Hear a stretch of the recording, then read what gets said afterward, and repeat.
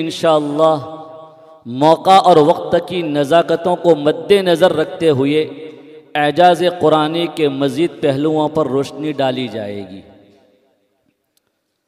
आइए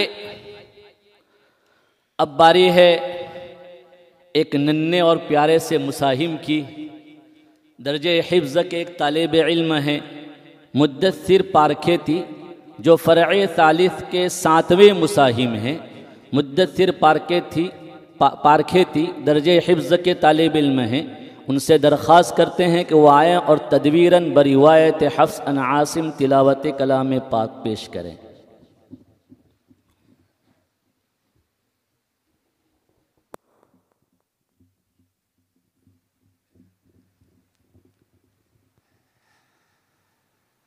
अऊज़ु बिल्लाहि मिनश शैतानिर रजीम। बिस्मिल्लाहिर रहमानिर रहीम। वकअय्यिन मिन आयतिन फिस समावाति वल अर्दि यमुर्रूना अलैहा वहुम अन्हा मुअरिदून। माशाअल्लाह। वमा युमिनु अक्सरुहुम बिल्लाहि इल्ला वहुम मुश्रिकून। सुब्हानल्लाह। अफ़अमिनू अन तअतियहुम गाशियतुन मिन अज़ाबिल्लाह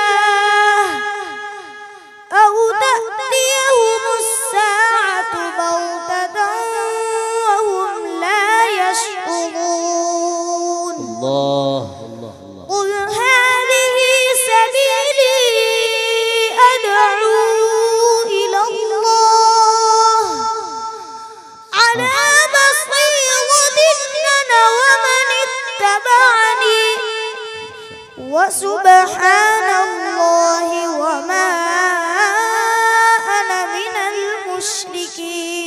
माशाअल्लाह। सुब्हानल्लाह।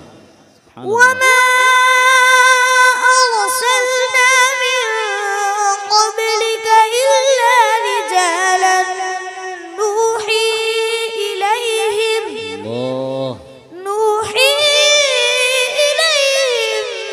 मिन अहलिल क़ुरा अफलम यसीरू फिल अर्दि फयंज़ुरू कैफ़ कान आक़िबतु الذين من قبلهم ولدار الآخرة خير للذين اتقوا. نعم ما شاء الله. أفلا تعقلون. حتى إذا استيأس الرسل وظنوا أنهم قد كذبوا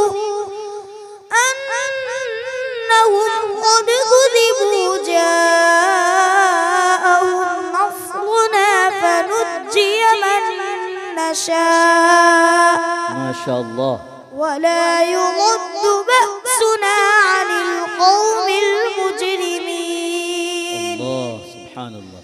لقد كان في قصصهم عبرة لأولي الألباب. الله أكبر ما شاء الله. ما كان حديثا يفترى ولكن تصديق الذي بين يديه وتفصيل كل شيء وهدى ورحمة لقوم يؤمنون.